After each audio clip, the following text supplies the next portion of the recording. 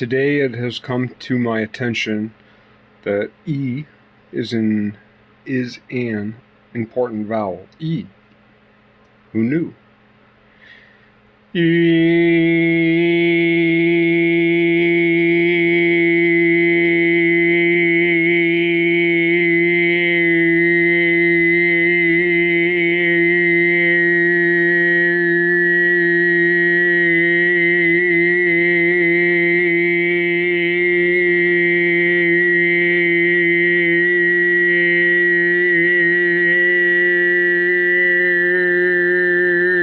As is O. I'd like to buy a vowel.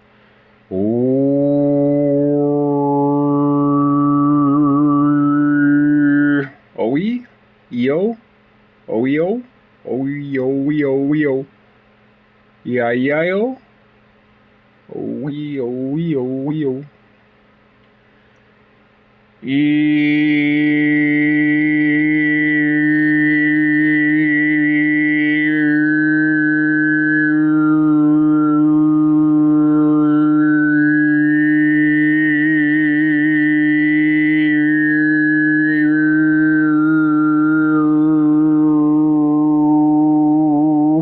What if I got serious about it? Like, not just as a notion, but like, what if it were real?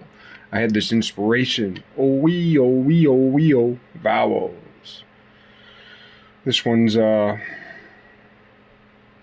Yeah, it's dedicated to that guy. His first name is Terrence. I can't remember his last name, but he was in that movie Crash, and he did that far out Oxford. I don't know if it was like I think it was an Oxford Union talk a few years back, several years back. That Terrence fella who was in the movie Crash. For some reason, it's dedicated to him.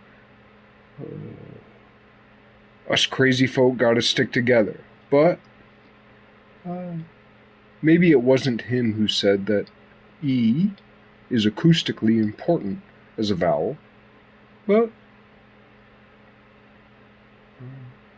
by searching him, I came across that. So I'd like to dedicate it to him because he planted the seed that grew the flower. And ugly as it may be now, perhaps beauty will come from it later. Maybe.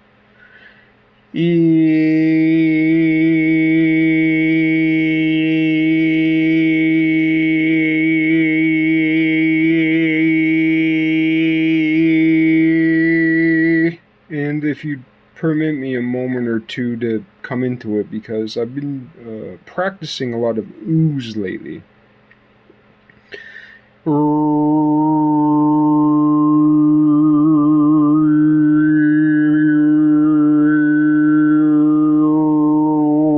So currently, I'm coming from like a dead stop into this without warming up my voice, but from a dead spot, my oohs are more harmonically expansive than my e's. But give me a moment to warm up. Maybe I can fill out my e's a little bit. This is a diary to myself, by the way. It'll all be shit, but maybe we'll get there somewhere in the end, or maybe we'll get to a place where we point. I'm trying to get to the moon, but in honesty, I'm staring down at the dirt. But no, wait, in real honesty, I have my eyes closed and my head down, and I'm staring down at what I imagine the dirt is. I don't know what the dirt is. I'm staring down at the dirt with my eyes closed. There are many options from here. If we're staring down with our eyes closed at the dirt that isn't there, toward our feet, which are submerged in the dirt, which is there. Perhaps I should be seeing with my feet.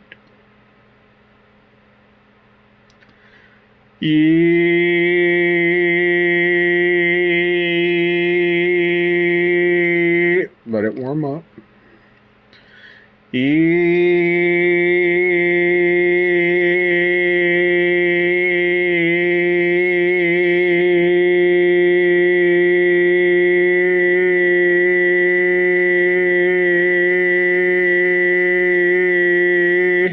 going to build a laser dome of sound around me, maybe. What if that's all it took? The right frequencies. I don't know. Is this science? It's experimentation. Are we recording the results? Am I? I don't know.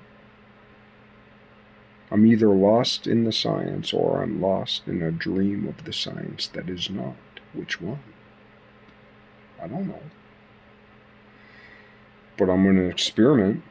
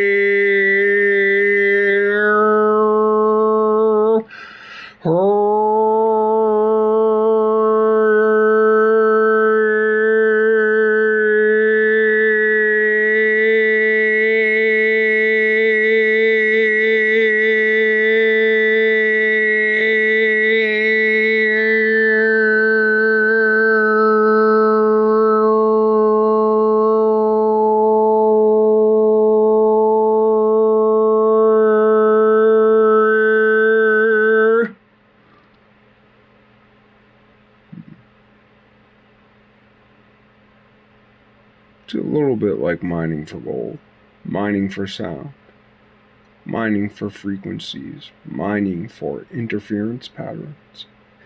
It's kind of like real world crypto, except in the real world, playing a game in the real world. In the beginning was the Word. Krishna held the entire universe, cosmos, in his mouth.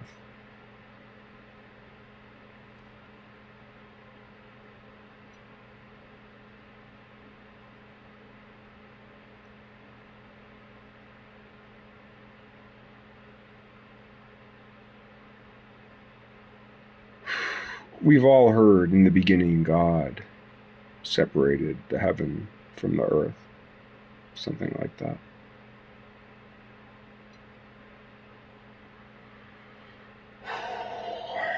But we skip over the next part, which is so confounding. And the earth was without form and void. What? We thought that's what heaven was. Wait a minute. In the beginning, God created the heaven and the earth. And the earth was without form and void. Well, then what's heaven? With form and void? It matters deeply how we answer these questions. Questions proposed, propositions that come in the form of a statement that we don't realize are questions or distinctions to be made. In the beginning, God created the heaven and the earth. We've heard it 1,000 times. It's the first line in the beginning of the most famous book, the most famous story ever told, period. Like it or lump it, that's how it is.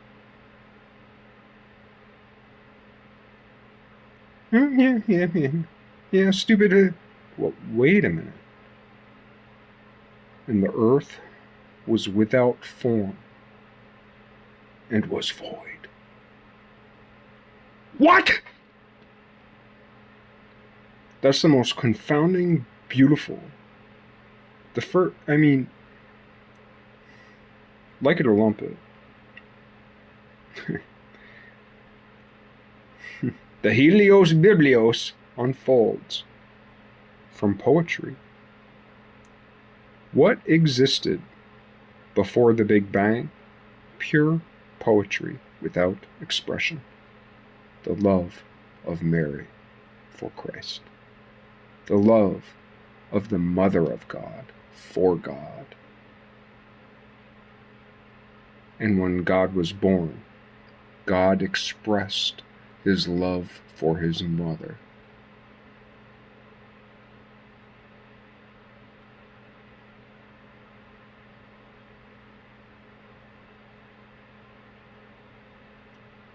Helios Biblios is a love letter from God to Mary, and from Mary to Christ.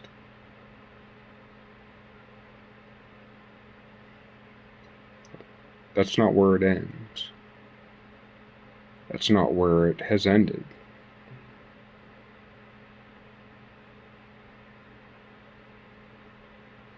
I don't know. That's, well, no, I do know. Mary is the greatest healing force ever known to mankind. Man, when we're speaking biblically, is deeply tied up in the Greek anthropos. And when we look between there are several apocryphal gospels that skate between the word man and mankind. Specifically, the apocryphal gospel of Thomas and the apocryphal gospel of Mary Magdalene.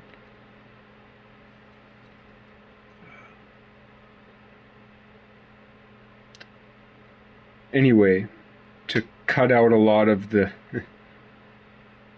philosophical underpinnings which you can, or which I leave you to decipher for yourselves, even though you don't even need to decipher it, because it's barely beneath the surface.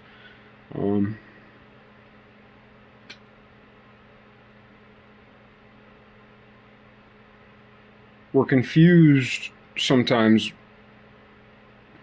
when we're talking about Bible talk, when we're talking about the Son of God and the Son of Man. But make no mistake, the Son of Man is the Son of Anthropos. And sometimes in esoteric realms, and I'm sorry if this is obscure for you, people talk about the hyperanthropos. The Ubermensch is the Superman. The hyperanthropos, not quite. More than that. More, different, same. The Ubermensch of Ubermensch. But a lot of them. I'm trailing off.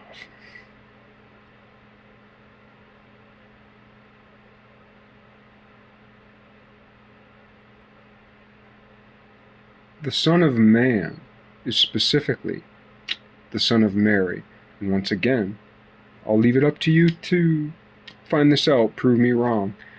And if you try to prove me wrong and you don't prove me wrong, I'll do my homework and just show you the historical documentation. Yeah, the apocryphal gospel of Mary Magdalene and the apocryphal gospel of Thomas. Never mind all the associated apocryphal Mary texts. And in some sense, the entire Quran is a Catholic apocryphal text, and that's actually an earth-shattering statement that will take time to digest.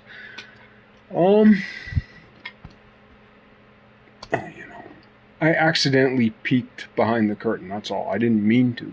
It just happened.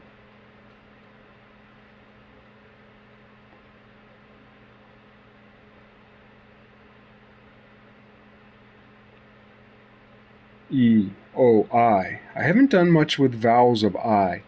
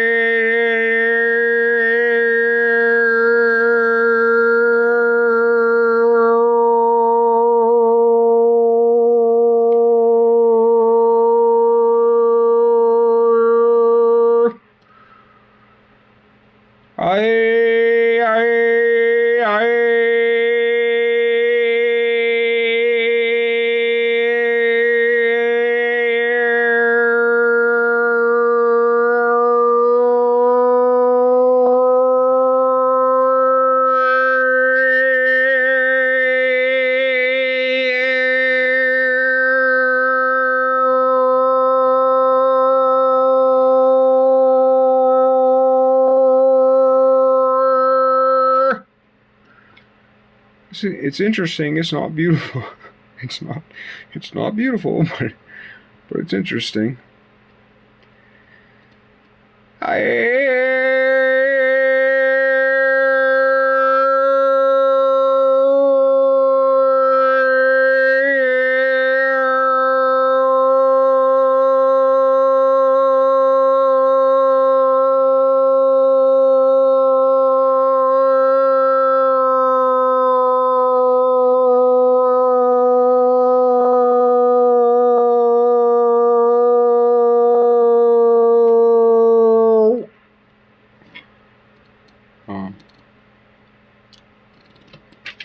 Don't forget to wear your Mary Blues.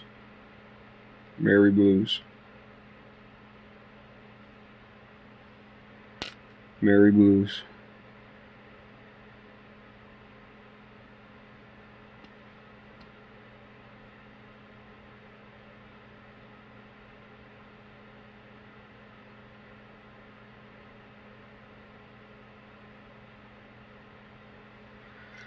Don't forget to wear your Mary Blues, baby.